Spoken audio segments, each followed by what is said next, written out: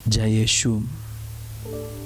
Bethlehem की ओर यात्रा में अब सभी को स्वागत है। विशेष रूप से क्रिसमस की तैयारी में भयभक्ति के साथ हम भाग लेते आ रहे, और एक क्रिसमस की तैयारी में हम यीशु के निकट या यीशु के आनंद अनुभव करने के लिए अपने को ये जय यीशु टीवी के माध्यम द्वारा, ये बेथलेहम की ओर प्रोग्राम द्वारा ले जाते हैं। हम अपने हृदय को, मन को, अपने शरीर को, हमारे परिवार को वही स्वर्गीय आनंद की ओर हम ले जाते हैं। ऐसे हम अपने को स्वांदना प्रदान करते हैं हमारे मन में, हमारे दिल में और हमसे जुड़े हुए सारे लोगों के जीवन में। इसलिए मुझे पक्का विश्वास है ये बेथलेहम की ओर यात्रा हमें निराश नहीं बल्कि आशा प्रदान करते हैं।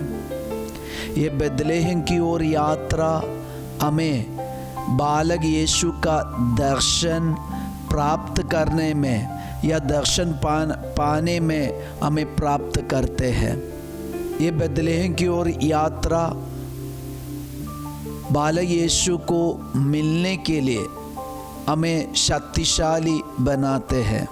इसलिए हम सब बड़े आनंद के साथ ये बेथलेहम की ओर यात्रा में हम भाग लें। आज के दिन हम मन चिंतन करेंगे संत लूकस का सुसमाचार अध्याय 2 वचन संख्या 25। उस समय यरूशलेम में सिमयोन नामक एक धर्मी तथा भक्त पुरुष रहता था। वह इस्राएल की सांत्वना की प्रतीक्षा में था। एक शब्द हम अपने मन में ध्यानपूर्वक रखिएगा, वह इस्राएल की सांत्वना की प्रतीक्षा में, इस्राएल की सांत्वना की प्रतीक्षा में था सिमयोन। तो इस्राएल को अभी क्या चाहिए? इस्राएल को अभी एक सांत्वना चाहिए, और ये सांत्वना कैसे सफल होगा और इसका शुरुआत, ये आशा की या ये प्रतीक्षा की शुरुआत कब हुआ, ये हम जानना जरूरी है। फादर आपको समझाने का कोशिश करेंगे। सिमयोन आज इस्राएल के सांत्वना के प्रतीक्षा में थे।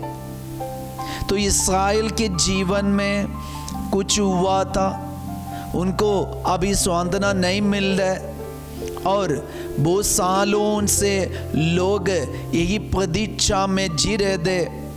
आज ये प्रतीक्षा पूरा हो रहा है, इसलिए सिमयोन के बारे में ऐसे वचन लिखा गया है। इसका शुरुआत कहाँ से? अगर ये वचन का अर्थ हम समझना चाहते तो हमें इसका शुरुआत जानना जरूरी है। इस्राएल जनता को और ईश्वर ने अपने प्रतिरूप में बनाए ये मनुष्य को या मानव को इतना दुख और इतना कष्ट झेलना पड़ा, और ये कष्ट के चलते वे अपने जीवन में सांत्वना नहीं अनुभव कर रहे। तो ये कब से शुरू हुआ है? उत्पत्ति ग्रंथ अध्याय 3, वहाँ हम देखते हैं ईश्वर का एक वचन है। वो वचन इस प्रकार है, अध्याय 3 वचन 15, मैं तेरे और स्त्री के बीच, तेरे वंश और उसके वंश में शत्रुता उत्पन्न करूँगा। एक शत्रुता, तो ये शत्रुता उत्पन्न करने का कारण क्या था? कारण इतना ही है, ईश्वर ने अपने पदरू में बनाए मनुष्य को धोखा दिया। इसलिए ईश्वर स्वयं ये कहते हैं कि मैं तेरे और स्त्री के बीच, तेरे वंश और उसके वंश में शत्रुता उत्पन्न करूंगा। तो ईश्वर अपने पदरू में बनाए लोगों को और मानव को कुछ दुख झेलना पड़ रहा है, उनको अभी सांत्वना नहीं मिल रहा है। तो ईश्वर एक प्रतिज्ञा दे रहे, एक प्रोमिस दे रहे कि मैं तुम्हारे और स्त्री के बीच में, तेरे और स्त्री के बीच, तेरे वंश और उसके वंश के बीच में शत्रुता उत्पन्न करूंगा। ये ईश्वर का प्रोमिस है। बाइबल में और वचन में दिए प्रोमिस पूरा किए बिना, बाइबल में या ईश्वर का वचन द्वारा दिए गए प्रोमिस, वायदा पूरा ही होगा, वो पूरा होना ही है। वही तो हम पवित्र बाइबल में देख सकते। जैसे हम रिट्रीट सेंटर में जाते और हम काउंसलिंग कराते और हमारे प्रॉफिट और हमारे पास्टर और कोई भी ऐसे हमें प्रोमिस देते और प्रार्थना करने वाले एक व्यक्ति हमें प्रोमिस करते कि तुम्हें अच्छा नौकरी मिलेंगे, ये करने से वो करने से, ये प्रोमिस के बारे में नहीं कहते। लेकिन बाइबल में ईश्वर ने दिए प्रोमिस पूरा होना ही है, क्योंकि ये कहना ईश्वर का है। तो आज उत्पत्ति ग्रंथ अध्याय 3:15 में ईश्वर ने दिया एक प्रोमिस है, मैं तेरे और स्त्री के बीच, तेरे वंश और उसके वंश के बीच में एक शत्रुता उत्पन्न करूंगा। इसका कारण क्या है? क्योंकि शैतान ने, ईश्वर ने अपने पदरू में बनाए मानव को धोखा दिया। ये धोखा ईश्वर को बहुत दुख दिया। इसलिए ईश्वर एक शत्रुता के बारे में बातें कर रही है, प्रोमिस करते हैं। और ये प्रोमिस हम फिर से नबी इसायाह के ग्रंथ में भी देख सकता है। नबी इसायाह का ग्रंथ अध्याय 40, वहाँ यीशु के जन्म के बारे में नबी ऐसे एक प्रोमिस करते हैं। ईश्वर ने दिया एक प्रोमिस है, ये प्रोमिस नबी इसायाह प्रकट करके देते हैं। अध्याय 40 वचन 1, तुम्हारे ईश्वर ये कहता है, मेरी प्रजा को सांत्वना दो, मेरी प्रजा को सांत्वना दो, मेरी प्रजा को सांत्वना दो, मेरी प्रजा को सांत्वना दो। ये कब? आज सिमयोन ये कह रहे कि उनका कहना यही था कि लूकस का सुसमाचार अध्याय 2 वचन 25 में हमने पढ़ के सुना कि वह उस समय यरूशलेम में सिमयोन नामक एक धर्मी तथा भक्त पुरुष रहता था। वह इस्राएल की सांत्वना की प्रतीक्षा में था। तो आज सिमयोन की सांत्वना की प्रतीक्षा ये कब शुरू हुआ?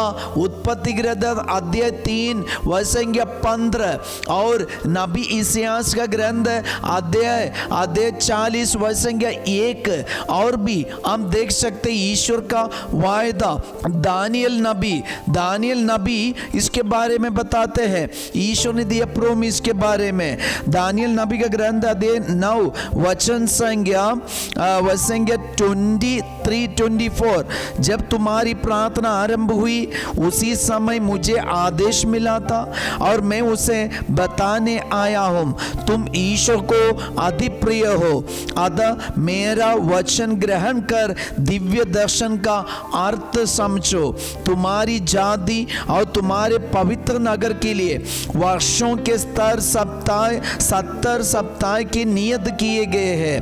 उस अवधि के अंत में दुष्कर्म समाप्त किए जाएंगे, पाप मिट जाएंगे, अपराधों का प्रायश्चित किया जाएगा। अपराधों का प्रायश्चित कौन कर सकता है?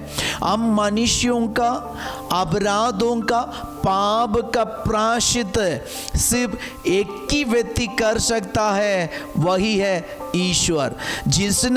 जिन्होंने पाप नहीं किया वही मेमना हमारे पापों का प्रायश्चित कर सकता है। कौन है? यीशु।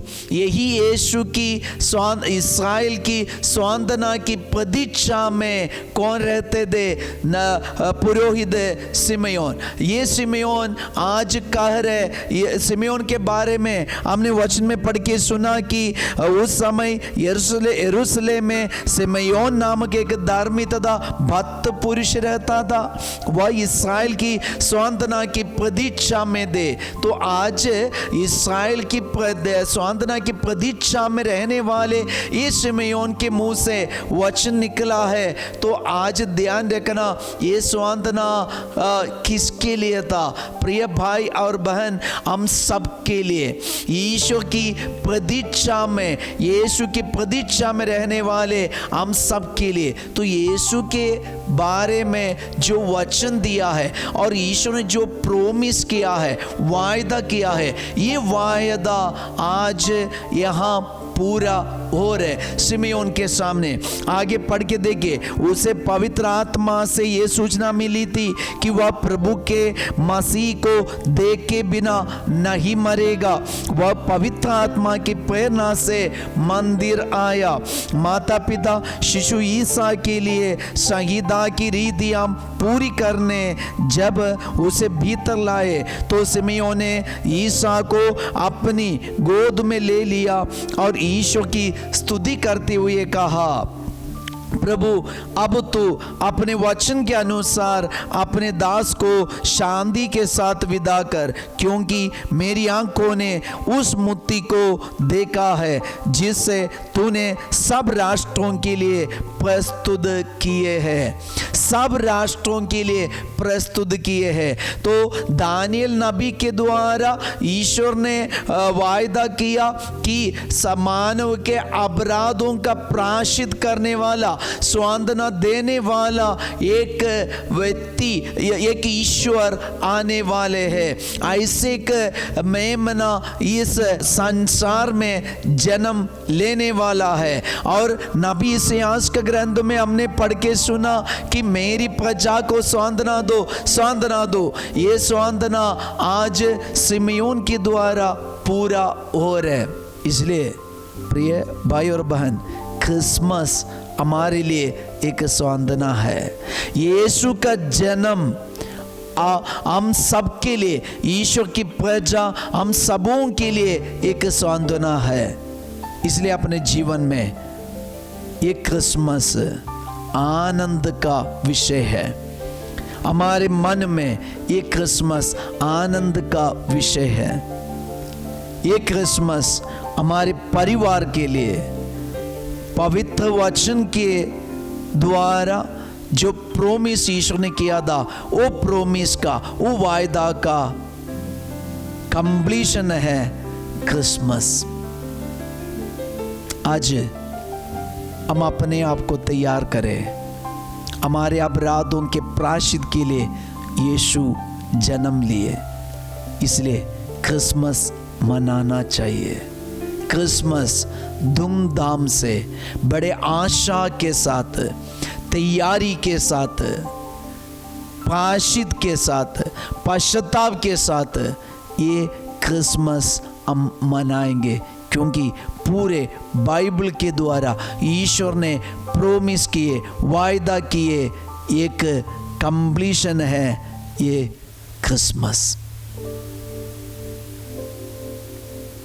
हम प्रार्थना करेंगे, यीशु आपका जन्म पिता ईश्वर ने नबियों के द्वारा जो वायदा किया था, वही वायदा पूरी होता है आपके जन्म द्वारा। हमारे पापों के प्रायश्चित करने के लिए, ऐसे हमें सांत्वना देने के लिए यीशु अब ये धरती पर जन्म लिए। आज हम अपना शरीर, अपना मन, यीशु हम अपना परिवार आपके चरणों पर रखते। ये क्रिसमस में प्रभु ये स्वांदना हम अनुभव कर पाए। प्रभु आप लोगों के साथ हो। सर्वशक्तिमान ईश्वर पिता और पुत्र और पवित्र आत्मा आप सबों को आशीर्वाद प्रदान करे। बढ़िया से हम तैयारी करें क्रिसमस की। सबको जय यीशु।